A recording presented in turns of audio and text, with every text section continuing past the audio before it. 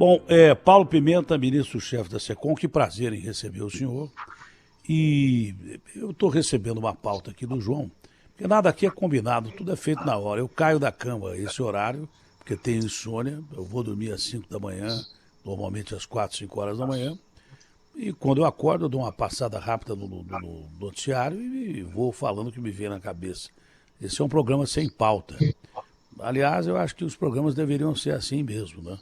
Tudo que você pensa muito para falar, você tem a possibilidade de não falar a verdade. Quando você fala com o coração e fala de repente, você tem menos tempo para pensar em mentir.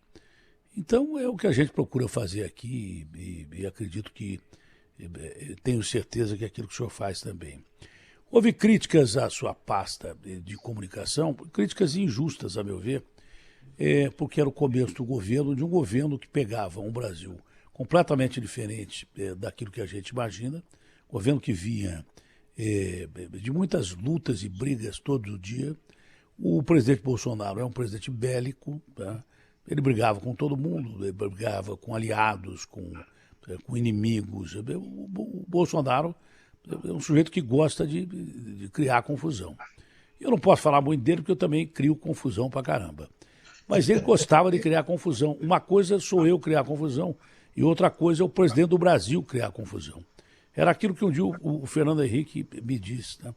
O presidente Jair Bolsonaro, ele deu um pau no Fernando Henrique depois disso.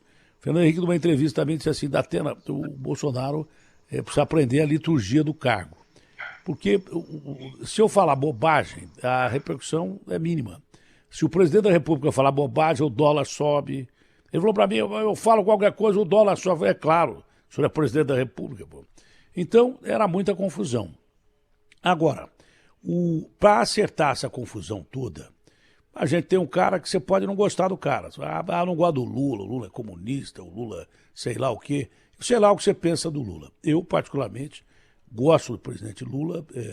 A gente teve umas diferenças sérias nos últimos tempos, né? Depois voltamos a ter uma convivência.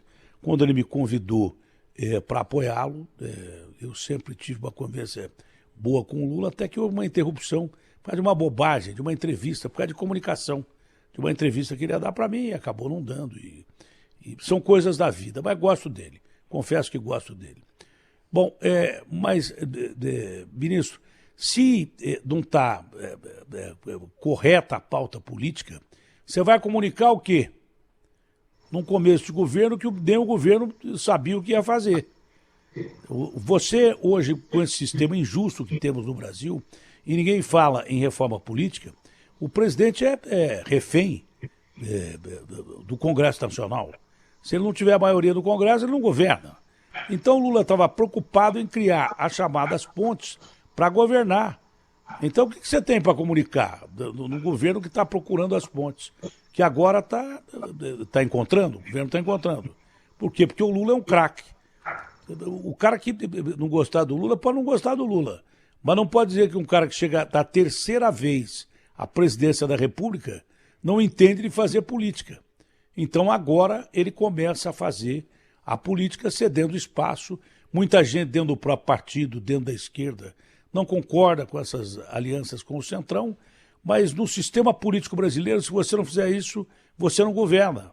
Tomara que um dia o presidente da República tenha mais tranquilidade para governar e tenha mais poder em suas mãos, sem o famoso toma lá da cá, que o Bolsonaro falou que ia acabar e que no fim quase acaba com ele, porque ele teve que se entregar para o Centrão também.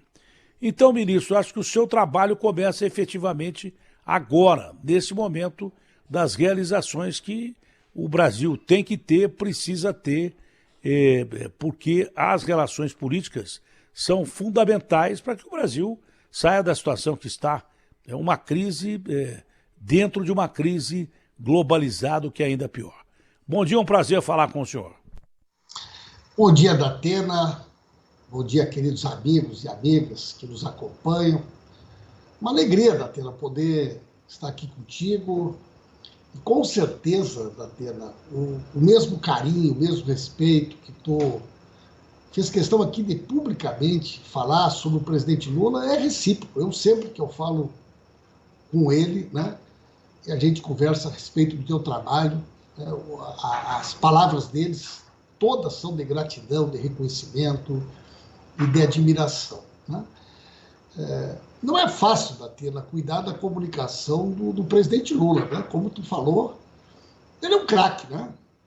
E nós assumimos um governo, Datena. Tu imagina o seguinte, tem 7 ex-governadores com 8 anos de mandato. Tudo gente consagrada. 4 ex-presidentes da República, candidatos, Alckmin, Marina, Simone Tebet e Haddad. Presidentes de partidos, né, o Lupe, a Luciana, o Márcio França, só tem craque. Né? E o presidente Lula, desse jeito muito simples que ele fala, ele diz assim, olha, vocês eram craque do time de vocês. Agora vocês foram convocados para a seleção. Tem um outro esquema tático, tem um outro técnico e tem um outro camisa 10. Então vocês vão ter que aprender agora, né, a jogar para a equipe, a jogar para o time. Então esse primeiro momento também foi um momento de ajuste. Né? Quer dizer, o governador tratava de tudo que era assunto lá no estado dele. Dali um pouco ele vai tratar só de um assunto. Ele não vai mais falar sobre tudo. Né? Então, convocou o time. Ele é o técnico, eu sou o preparador físico aqui para ajudar o time a andar, né? Para ajustar. E o presidente Lula, ele falou o seguinte, olha, a primeira coisa que eu quero fazer é devolver para o povo brasileiro coisas que, num determinado momento, foram muito importantes e deixaram de existir. Programa Mais Médicos. Pô, vamos até o final do ano.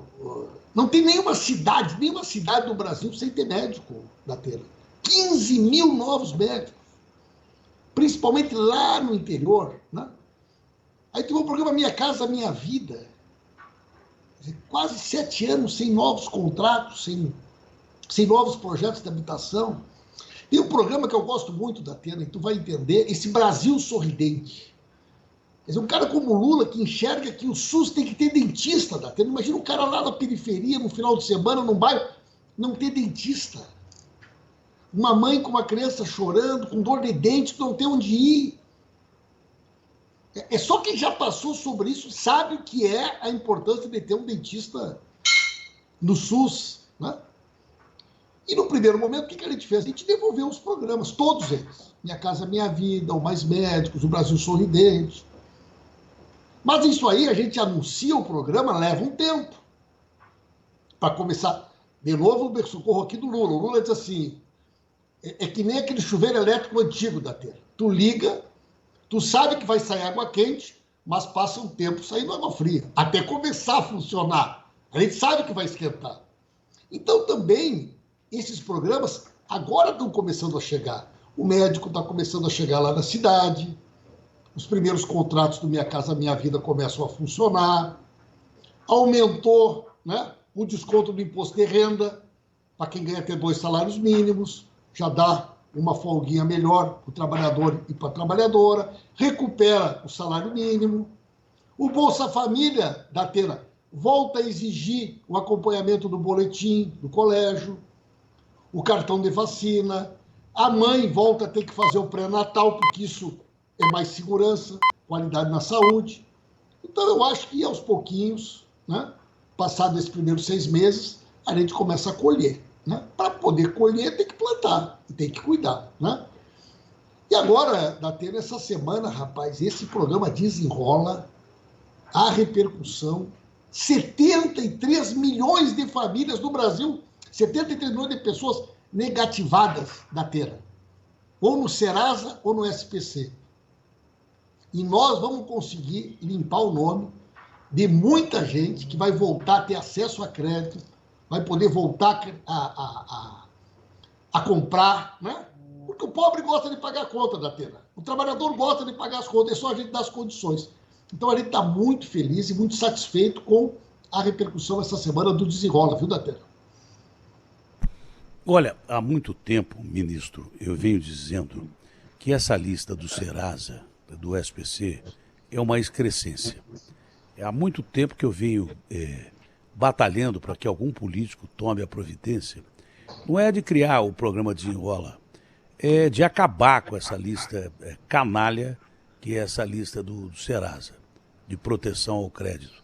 Proteção ao crédito, uma ova. O senhor falou que é princípio meu desde o começo. Pobre paga a conta, não paga quando não tem dinheiro. Rico contrata advogado, paga mais do que deve para não pagar a conta. Pobre é o contrário. Agora, é injusto. Um dia eu estava entrevistando um rapaz, o cara falou assim, eu estou com o nome sujo. Falei, nome sujo, uma ova que você está com o nome sujo. Você pode estar para esses caras de proteção ao crédito e para o comércio, né? Para o sistema financeiro. Mas nunca diga isso. Porque não pode um país que tem um monte de político ladrão, que está solto. O Cabral tomou 400 anos de cadeia, está solto depois de pilhar o Rio de Janeiro. O Gedel apareceu com 51 milhões dentro do apartamento e está solto. Como é que você pode falar que um cara que deve 15, 20 reais, até 100 reais, porque não pagou uma conta de água, de luz, porque não pagou uma loja de departamentos, tem nome sujo? Como é que você pode falar que o povo mais trabalhador do Brasil, que não tem emprego, que passou por uma crise da pandemia e de incompetência de governos anteriores, né, uma série de desempregados, milhões de desempregados no Brasil, só não paga a conta porque ele tem que comer. E às vezes, mesmo sem pagar a conta, ele não consegue comer. Como é que você pode dizer que um brasileiro tem um nome sujo, com um monte de ladrão, traficante, vivendo nababescamente? Tinha que acabar com essa lista de nome sujo. Isso é uma vergonha ter uma lista dessa do Brasil. Zerar as contas dos caras, eu acho legal. Agora os bancos estão começando a entender que é melhor perder os anéis mesmo. Mas eles estão fazendo isso não é porque eles são legais, que eles são bacanas. Tá? Não é. O sistema financeiro é esse presidente do Banco Central, que bota juros a 14%, mata as pessoas de fome. Aí o cara vai no mercado, você pode botar o feijão a R$1, o cara não vai comprar. Pode botar o arroz a R$1, ele não vai comprar. Por quê? Porque não tem emprego e não tem dinheiro para comprar. Porque também o empresário que poderia contratá-lo ou joga o dinheiro do mercado financeiro com 14% de juros, que é uma agiotagem, ou então ele manda o dinheiro para fora, ou então ele manda o cara que está empregado para a rua, né? E não contrata ninguém. Esse é o sistema financeiro. Então os bancos estão começando a querer ajudar e entender o que o presidente está querendo fazer agora. Não é porque o banco é bonzinho, é porque o banco precisa disso. Porque senão ele vai para o vinagre também. E só lembrando que durante os últimos anos, entre os 10 maiores bancos do mundo, 4 são brasileiros. Ganharam com a crise, inclusive de gente morrendo para tudo quanto é lado da Covid. Então esse país, enquanto houver um cara sem comida no prato, enquanto houver um cara sem educação, sem saúde, sem casa para morar, ele tem que mudar e vai mudar. Vai mudar, nem que seja com dificuldade, vai ter que mudar. Esse sistema do desenrola é bom, deve funcionar, mas eu repito, alguém um dia tem que acabar com essa lista maldita que ela é injusta para com o brasileiro. Além desses programas, que outros programas o senhor acredita que deverão vir com alguma rapidez e com premência, não é? Por exemplo, agora a gente está vivendo um frio desgraçado no Brasil. Tem muita gente sem casa. Depois vem o período de chuvas, que vai repetir tudo que a gente fala. Eu digo no começo da estação de águas, olha, vai morrer gente pra caramba em todos os estados do Brasil. E morre, porque só em São Paulo são 1 milhão de pessoas sem habitação ou morando em área de risco, em casa que vai desabar, que a gente sabe que vai desabar. Então, quais são os próximos programas a serem colocados pelo governo? Depois eu queria falar sobre uma questão de comunicação especificamente. Muito bom, Datena. Olha só, ainda sobre o desenrola, essa primeira fase tem duas situações, né? Essa primeira, que de fato é uma vergonha, né? Nós temos quase 2 milhões de pessoas no Brasil que estão no Serasa ou no SPC porque deviam ter R$100 do banco, né? Não tem fundamento a pessoa não ter crédito, a pessoa não poder comprar e ficar com o nome sujo por conta de uma conta que para o banco sai muito mais caro cobrar do que isso, né? Mas nós também criamos uma outra situação, que é a possibilidade de, a partir da última segunda-feira, negociar dívida bancária. Cartão de crédito, Cartão de crédito no Brasil, Datena, 400% de juros ao ano. Isso não existe no mundo. Cheque especial consignado. Então, veja bem, não tem valor, qualquer valor. O limite é a pessoa ganhar até 20 mil. Ganhar até 20 mil dá 99% da população brasileira. E o banco é obrigado a financiar em pelo menos 12 meses com juros a 1,99. Tem banco dando desconto de 96% à vista. Tu tinha uma dívida de 10 mil, quitou com R$ 400 essa semana. Então, é um grande programa, grande oportunidade. Agora, que nem tu disse, o banco está fazendo isso de bonzinho? Não! Porque cada real que ele negocia, ele ganha um crédito novo para poder emprestar de novo. E a partir do dia 1º de setembro, Datena, entra o aplicativo para poder pagar as contas das lojas. Aí entra água, luz, telefone, loja, a partir de 1º de setembro, o desenrola, então, vai para as contas. Então, são 73 milhões. Claro que não é todo mundo que vai poder limpar o nome, mas a maioria da população vai voltar a comprar, vai voltar a ter crédito. Né? O que a gente vai lançar agora? A gente vai lançar o PAC novo, né, que é o Plano de Aceleração do Crescimento, um grande programa de infraestrutura, de obras rodoviárias, ferroviárias, hidroviárias. Vai ter um investimento grande em habitação popular. Nós não construímos casas populares no Brasil praticamente há 7 anos. Nós queremos, pelo menos até 2026, ter 2 milhões de novas moradias. Um outro programa da Atena, que o Lula é apaixonado, que cada vez que eu falo desse programa eu lembro do Brizola, que é a escola em tempo integral. Esse programa tem uma importância extraordinária, né? Quer dizer, você poder ter uma escola na periferia, no bairro, na vila, que realmente tenha a condição de fazer com que a criança possa passar o dia, que tenha 3 refeições, que vá no colégio, que tenha aula de reforço, que tenha esporte, que tenha cultura, que tenha ensino profissionalizante, que o pai e a mãe possam ir trabalhar com tranquilidade. Nós vamos fazer um grande investimento na escola integral. Nós vamos lançar um outro programa da Atena na área da saúde, que eu chamo de mais especialista. Porque o que acontece hoje? O camarada vai numa unidade de saúde, muito médico, antes de olhar para o cara, pede uma ressonância ou uma tomografia. Ou olha para o camarada e fala, não, o teu caso é para um especialista. Tu tem que ir num oftalmo, tu tem que ir num ortopedista. E aí, Datena, aí começa o martírio do cidadão. Tem gente que fica 4 anos na fila para conseguir fazer o exame, para conseguir fazer uma cirurgia eletiva, essas que não são de emergência. Então, nós vamos investir pesado nesse programa do mais especialista na saúde, para o povo ter acesso à especialidade.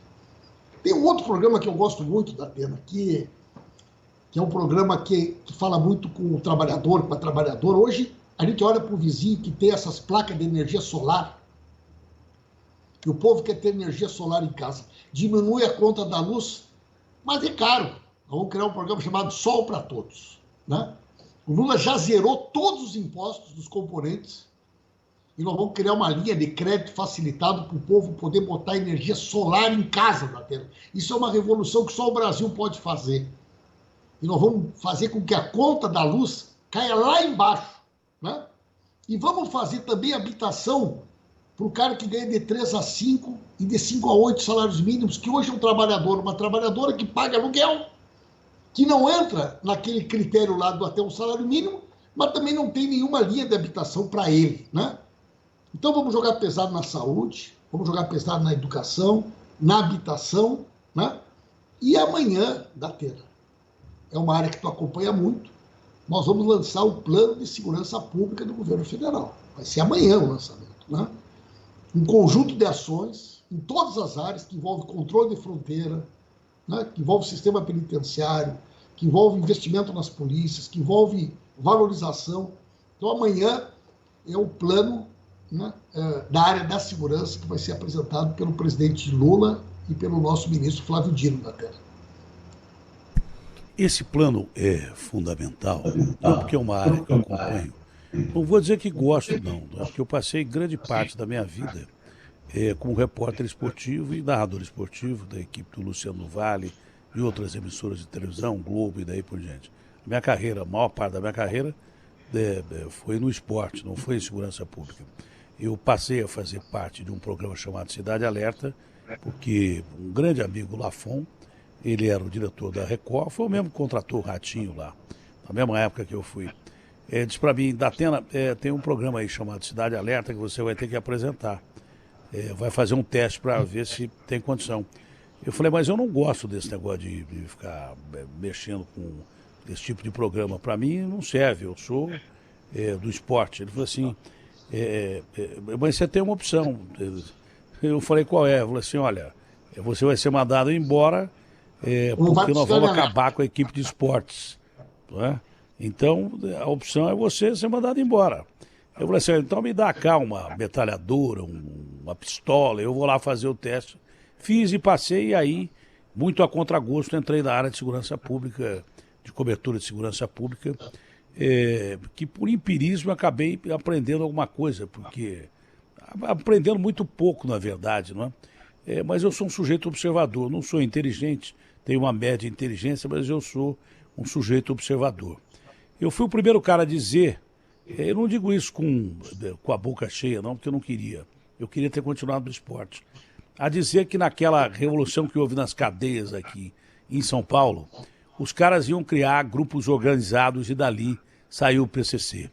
Muitos idiotas me chamavam de sensacionalista quando eu disse isso.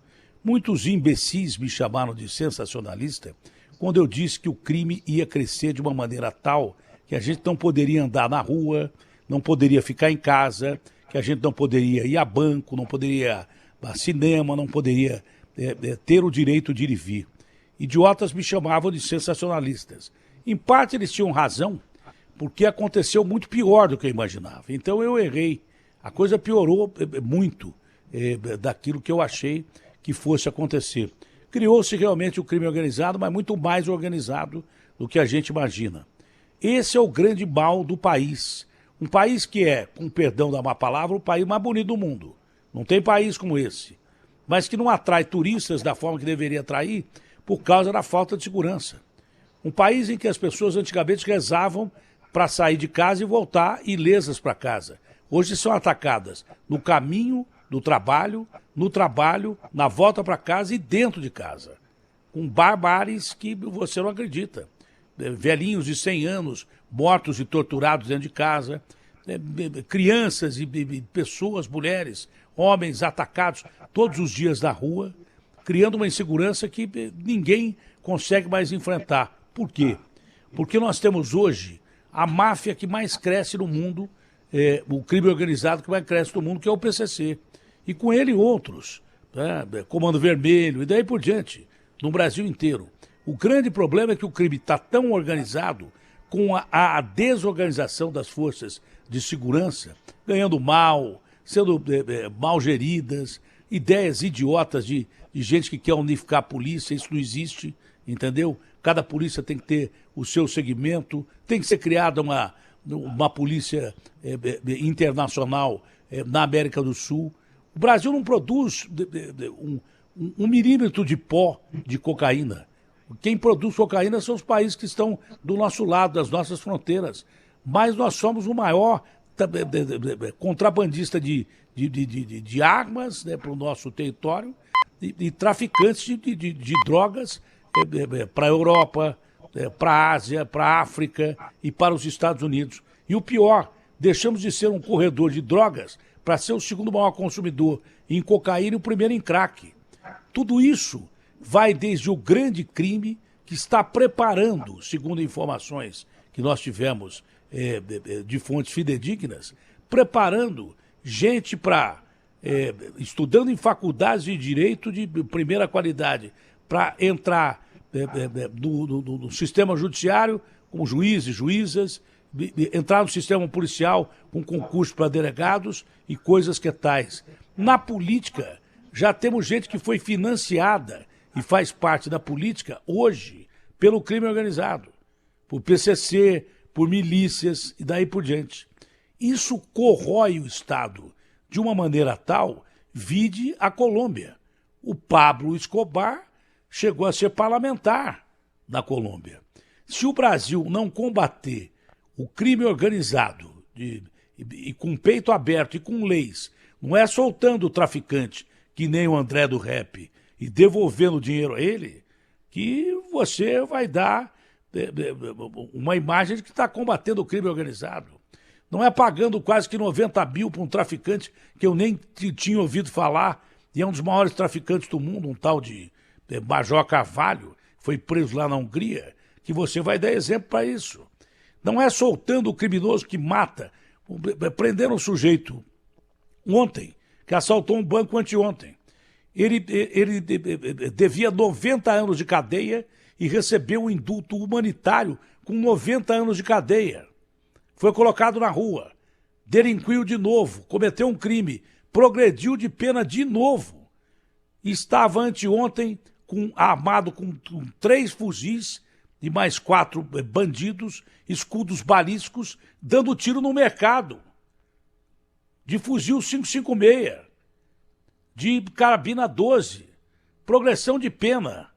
É um país que é libertário demais para um crime que cresceu demais. Eu não estou dizendo que tem que ter esquadrão da morte, nada disso. Só queremos leis que se adequem à violência que nós vivemos no Brasil, violência gerada pelo crime organizado, que pouca gente tem coragem de combater. E se não combater, esse país não tem futuro.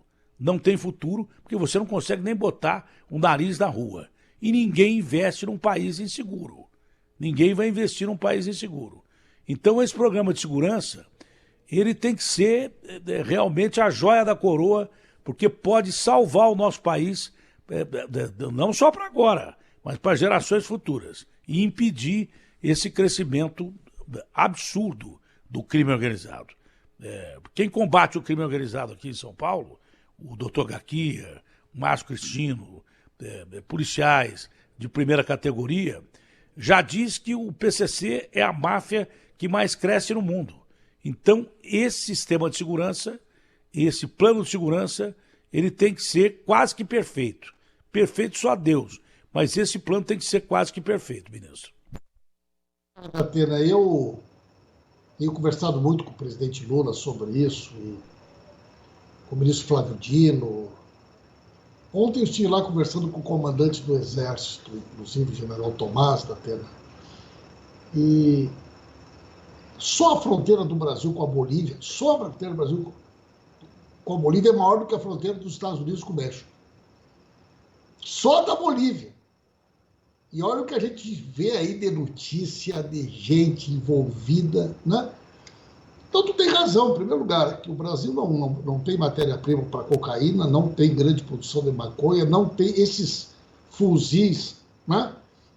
Arma pesada, essa quantidade de munição. Isso aqui, isso entra dentro do Brasil.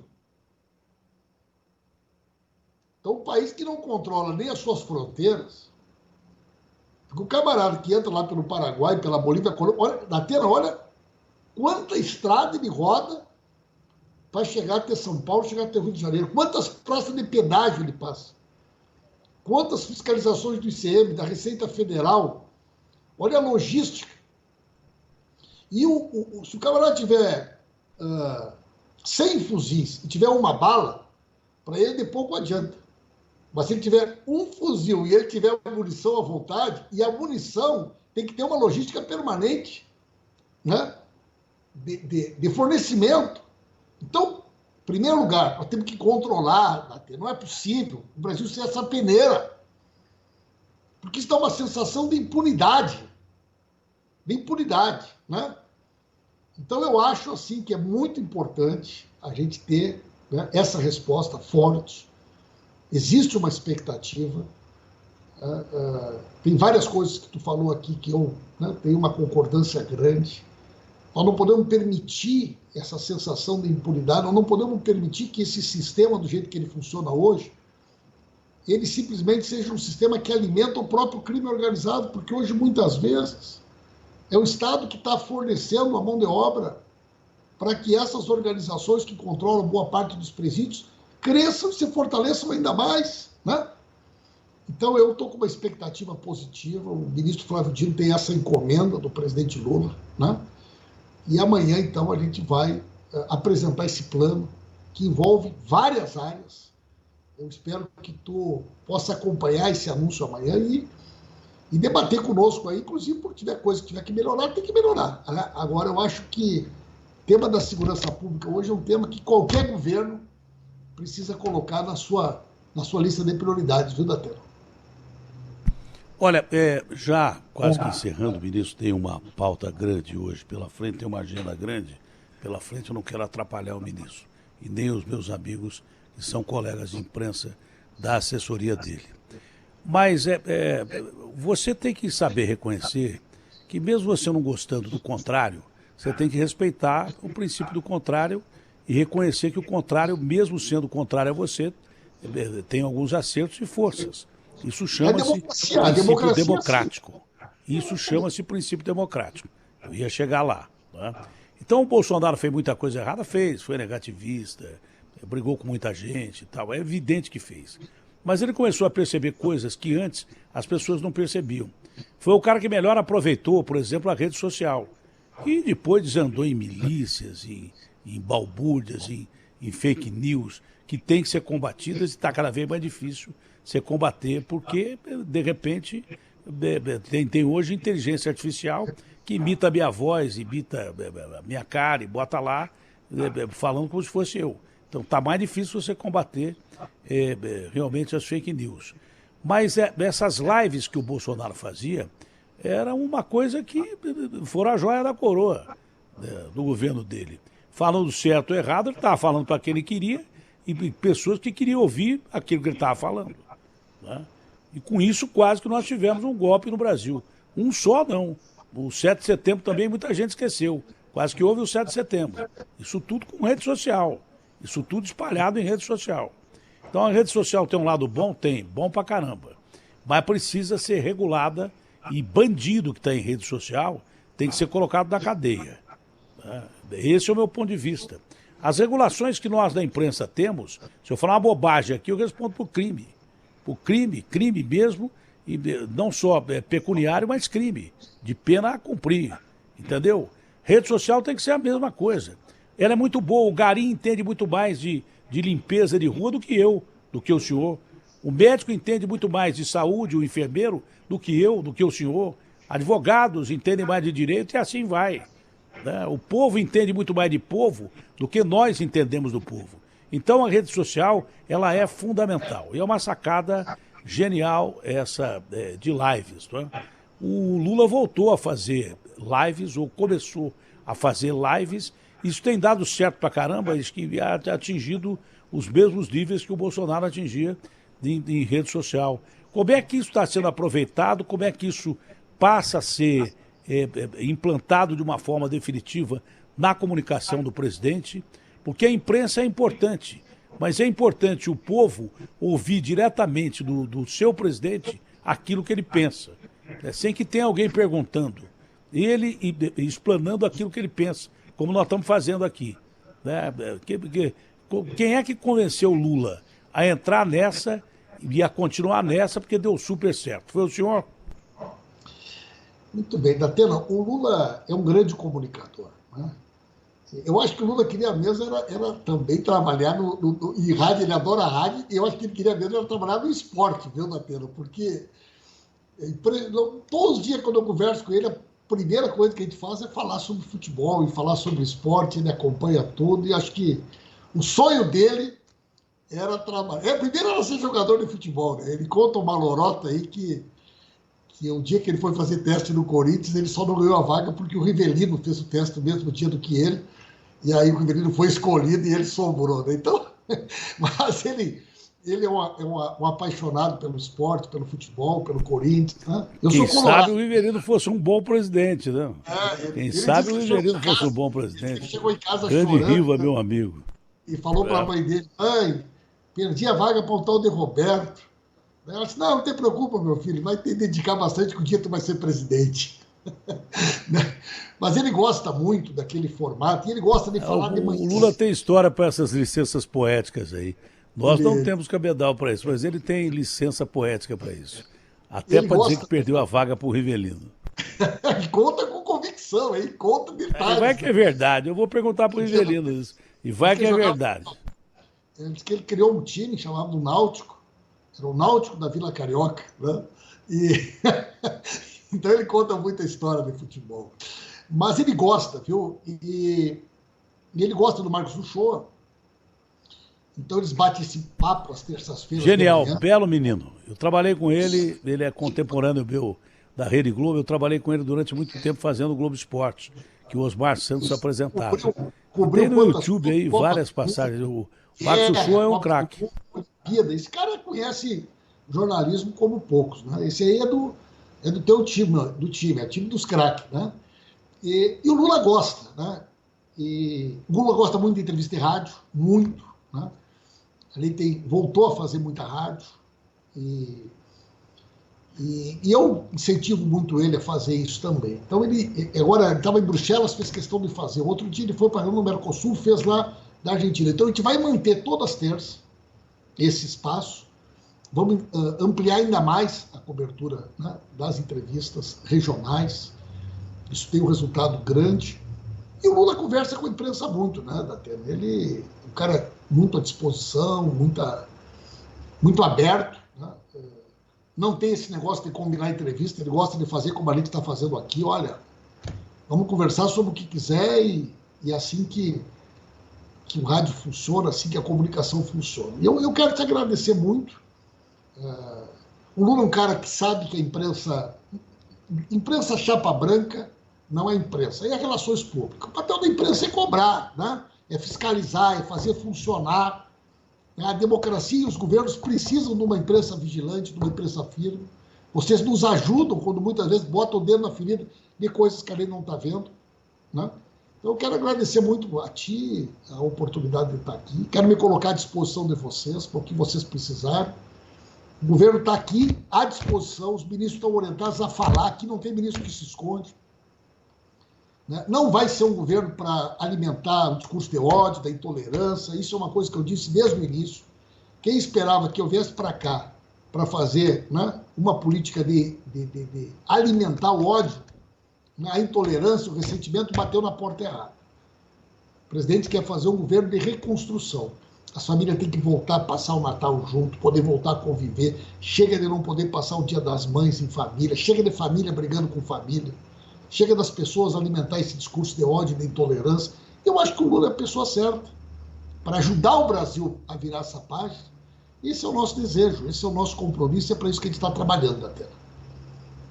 Bom, eu não posso exigir mais tempo de um ministro de Estado que tem que trabalhar para o Brasil. Mas eu acho que não existe entrevista boa por parte do entrevistador. Tem cara que fala, olha, esse entrevistador...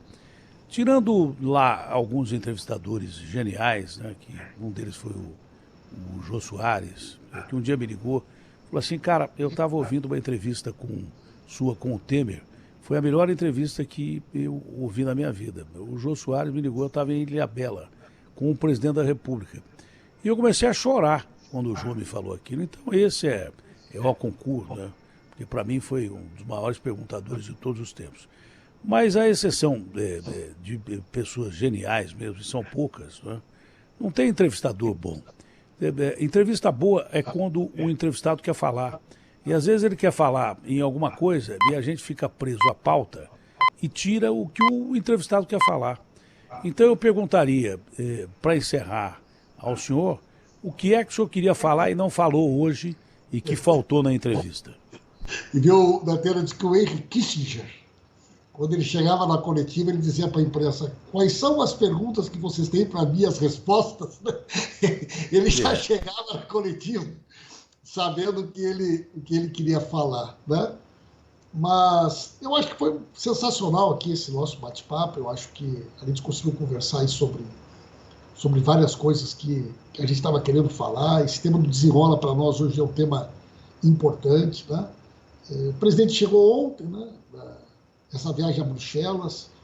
Nós vamos ter agora na primeira semana de agosto, segunda semana de agosto, a cúpula amazônica, lá em Belém, né? E esse tema é um tema que está crescendo muito no cenário internacional, o papel do Brasil também. E a gente está aí, né? Remando para as coisas realmente caminharem no sentido que a gente quer. Eu acho que o Brasil está no rumo certo. Eu acho que as coisas estão melhorando. E vamos continuar trabalhando para poder dar conta aí dessa missão e desse enorme desafio, né? E o meu time, eu sou colorado, viu, Datena? Demitimos o Mano Menezes essa semana. Escolhe bem, o Inter é um grande time.